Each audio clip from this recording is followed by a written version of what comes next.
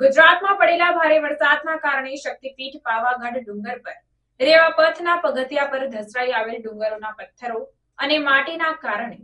યાત્રાળુઓને પડી રહી છે મુશ્કેલી। શક્તિપીઠ પાવાગઢ ડુંગર પર યાત્રાધામ વિકાસ બોર્ડ અને પ્રવાસન વિભાગ દ્વારા અબજો રૂપિયાનો ખર્ચ કરી યાત્રાળુઓ અને પ્રવાસીઓની સુવિધામાં વધારો કરવામાં આવી રહ્યો છે, ત્યારે પાછલા સપ્તાહ દરમિયાન વરસેલા ભારે વરસાદમાં રેવા પાટના પગથિયા ઉપર ધસરાઈ આવેલા ડુંગરોના પથ્થરો અને માટી ચાલીને મંદિર સુધીની યાત્રા કરનારા યાત્રાળુઓ માટે જોખમી બન્યા છે। સ્થાનિક દુકાનદારો પગથિયા પરથી પથ્થરો હટાવવા મથામણ કરે છે, પરંતુ યાત્રાળુઓની સુવિધા માટે અબજો રૂપિયાના ખર્ચે સુવિધાઓ ઊભી કરનારાઓને હવે યાત્રાળુઓની ચિંતા નથી